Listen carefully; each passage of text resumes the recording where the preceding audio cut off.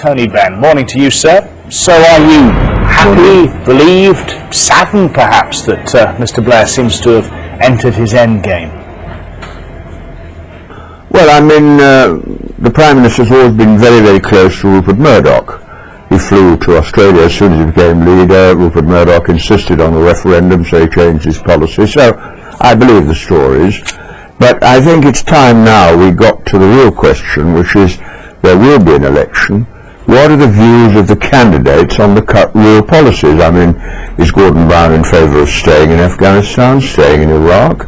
If Bush attacks Iran, what's the view of Gordon Brown or John Reid or whoever's a candidate? And I think you ought to look at it in that way, that for the first time for about 10 years, the Labour Party is going to be able to have a really serious discussion. Now that'll be described as ferrets in a sack and all that rubbish, but actually democracy means people come forward with an idea and then the party, in this case of a leader, or the country in the case of a general election, makes the decision as to what they want to do. So I look forward to the next 12 months. John McDonnell has very sensibly put his name forward, and the rest of people have just been arguing about when the Prime Minister should go. Well, that's not actually a very interesting question. For a party that was so careful about control, that was so focused on MPs being on message, how did it all end in a mess like this? Well, he said he would go, and so we knew he was going to go, and this is the moment when people should come forward. For example, if there are candidates, and there will be, it won't be a coronation, there'll be an election, what does each of the candidates think? Are they in favour of continuing to privatise the health service? Are they in favour of students still being saddled with a huge debt if they go to college? Are they in favour of pensioners being on a means test instead of linking pensions to average earnings? These are very important questions, and I think the way the media handle it is important, because when you do have a democratic choice, you want to hear the different points of view and to help people to make up their mind what they want to do. And from this point of view, I think it could be very creative to describe it as a mess. Implies democracy is a mess. I thought in the Middle East we tried to get a bit of democracy, and now when we have a bit of democracy, it's described as a mess and a disaster and a crisis. Why? Why can't we discuss what we want to do and then reach a decision and have a leader, and then the electors will have to decide which government they want? Do you think that his premiership is now effectively stalled? Do you think he's going to try and slam it into overdrive and try and get as much done as possible over the next 8 or 9 months? Well, that's discussing Mr. Blair in his future. I mean, when he goes, and David Miliband says he'd have gone in a year, then people will no doubt assess it. I mean, he made a real effort in Northern Ireland to bring Gerry Adams and Paisley together. The minimum wage are important things that have happened, but you can't live and think only about your own legacy. I mean, we're a democratic country, and we have to decide what we want to do. And I think to restore the idea that democracy gives us some role is what's really important. It isn't just about leaders. I mean, it's not just who's going to win the Oscar.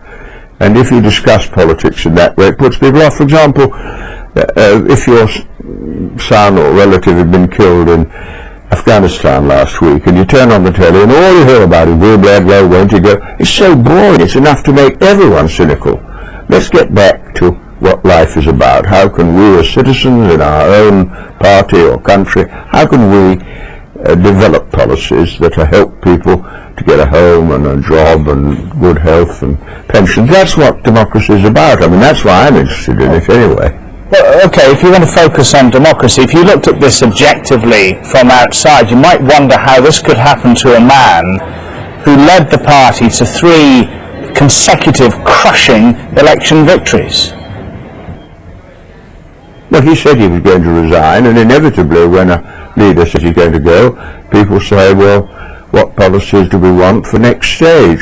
You see, you always come back always to the Prime Minister, the personality. And it's interesting, obviously, but I remember when Churchill resigned in 1955. I remember when Eden was booted out in 1956 after the disastrous Suez War. I remember Mrs. Thatcher going in 1990, and John Major going, and so on. I've seen it all, and I think we ought to concentrate, as I keep emphasising, on what do we do? Do we stay in Iran? Do we stay in Iraq and in Afghanistan? Do we join with Bush in another war? Do we go on selling off our hospitals to private companies? Do we leave old people in poverty? These are what people watching this program would be interested in, and I am too. And I think if you do it like that, this next process, this next period, could be very creative, very constructive, and then historians will decide the role of the Prime Minister in history. And that's not for anyone today to talk about much, because you don't know till a bit later what the contribution has been. I fear the war will be his main legacy, but others may take a different view. What have you heard from the sort of runners and riders? I mean, the bookies seem to think that obviously it's a complete shoe-in for Mr. Brown, but we've looked at some of the other names in the frame. Have you heard anything from those figures that encourages you?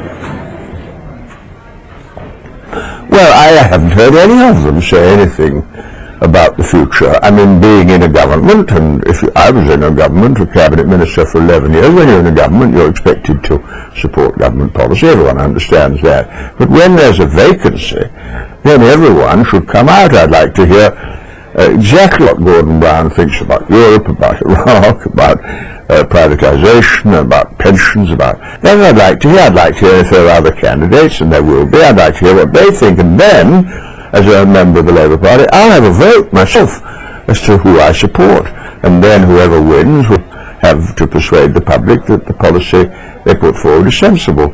It's worrying to me that all democracy is described as a split and a fight and all that. Surely democracy is about giving us a chance to decide in a party or in the country what we want, and we should welcome it. Tony Benn, as always, thanks for your time.